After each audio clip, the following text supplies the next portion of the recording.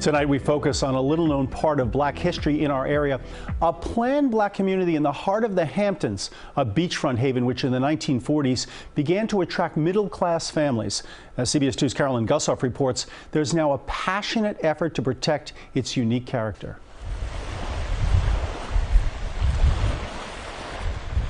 There's this beautiful oasis, lots of $50 each. 80-year-old retired attorney Ed Dudley still lives in the summer home his parents bought in 1953. His father was the first black U.S. ambassador, a Manhattan borough president. His mother, a teacher. As a child, Dudley would find a safe harbor on the shores of Sag Harbor.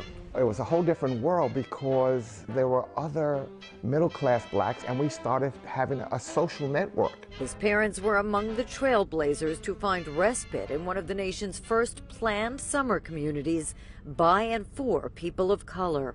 I was the only black male in my class, and here there were nothing but black boys and girls to play with. It was just wonderful. Racism and redlining barred blacks from mortgages and access to other beach resorts. In 1947, two sisters partnered with the landowner Daniel Gale, who was struggling to sell what was then undesirable woodland. They enabled ownership. The enclaves of Sag Harbor Hills, Azurest, and Nineveh would flourish into a beloved Mecca. Here, you could have a beach front deeded to your property.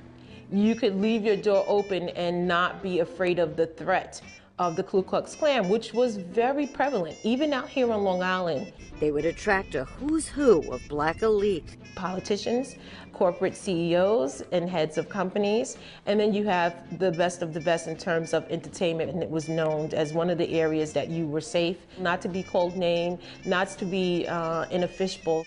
Generations of families have congregated here, enjoying a treasured lifestyle, a strong sense of community and belonging. This is history worth saving in that this is a unique history and part of the American history of the mid-1900s in the post-Jim Crow, post-World War II environment where African Americans were not allowed for recreational or other purposes just to live. In many areas, there were covenants.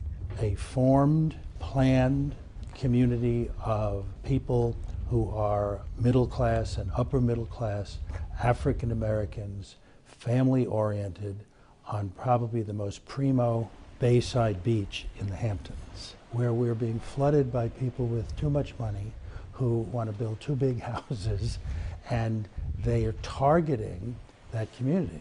Developers have discovered these undervalued homes steps from the beach. Then they knock it down and build McMansions. Taxes are going up, the values will go up over time, then those who live there for generations are sometimes almost forced out. Some residents naming the communities the acronym SANS are working to preserve its special history, earning state and national landmark status. The village of Sag Harbor recently adopted special zoning, which provides some protections, but some believe the village must do more.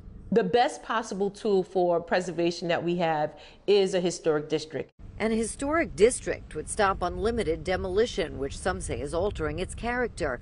But there's disagreement over how far preservation should go.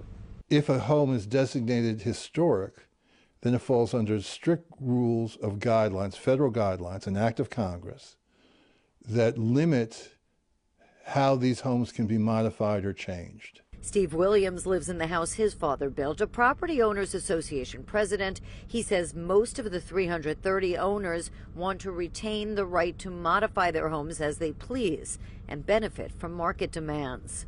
What needs to be preserved is the spirit of the neighborhood, not a cold building. We cannot keep buyers from buying, but we do have the authority and the will and the responsibility to keep the history. We need to make sure that this place exists so that it will never happen again where we see this type of segregation and unequal services, where everybody just wants to have the same thing, to have a fruitful and whole life.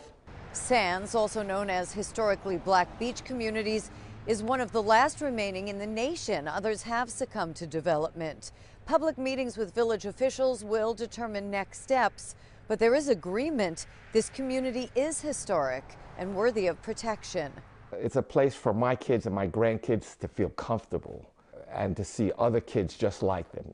A place for future generations to understand the discrimination that spawned this community and the resilience that made it thrive. In Sag Harbor Hills, Long Island, Carolyn Gusoff, CBS 2 News.